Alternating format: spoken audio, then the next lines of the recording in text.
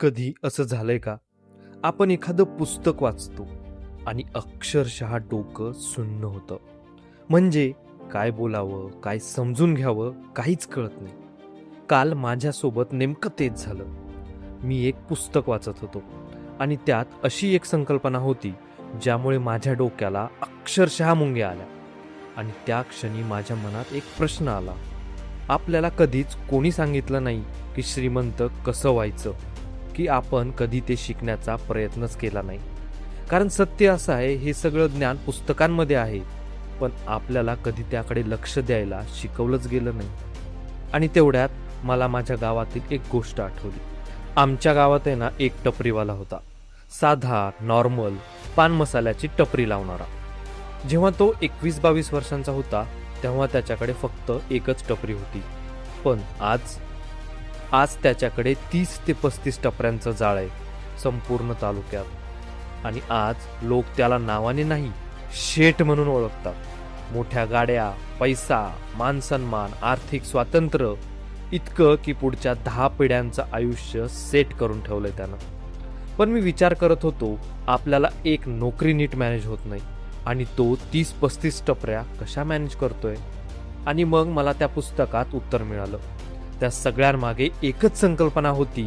एक अशी संकल्पना जी ऐकायला खूप साधी वाटते, पण आतून एकदम खतरनाक आहे. आणि त्या संकल्पनेचं नाव आहे लिव्हरेज. लिव्हरेज म्हणजे काय?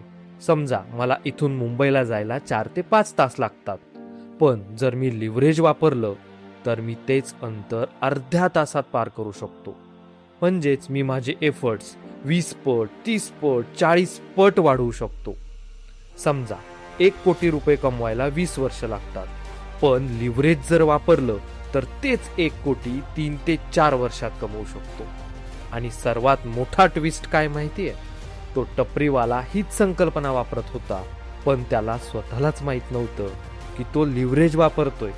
त्याने ते शिकलेलं नव्हतं, त्याने ते अनुभवलं होतं आणि तेच त्याला श्रीमंत बनवून गेलं.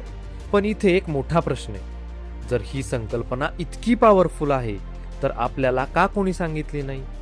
आणि जर सांगितलेलं असेल तर आपण का शिकून घेतलं नाही? कारण लिव्हरेज फक्त एक नाहीये, तर 5 वेगवेगळे प्रकार आहेत. पहिलं म्हणजे टाईम, दुसरं स्किल, मनी, टेक्नॉलॉजी आणि नेटवर्क. आणि त्या टपरीवाल्याने हे सगळे टाईप एकत्र वापरले, म्हणून एक टपरी 35 टपऱ्यांमध्ये बदलली. म्हणून आता या सिरीजमध्ये आपण प्रत्येक प्रकारचा एक व्हिडिओ अगदी खोलात जाऊन समजणार आहोत.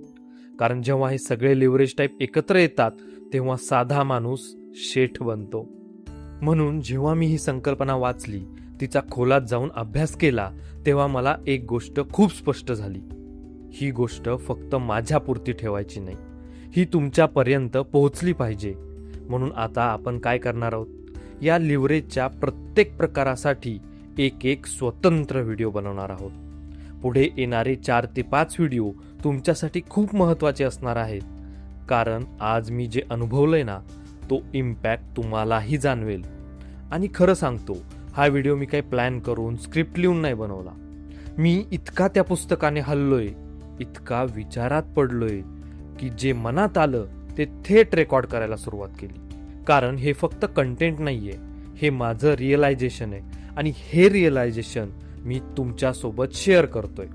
माझा एक फायदा होतोय, माझी ग्रोथ होते, माझी क्लिअरिटी वाढतीये, माझे विचार बदलतायत. आणि हाच प्रवास मी तुमच्यासोबत शेअर करतोय.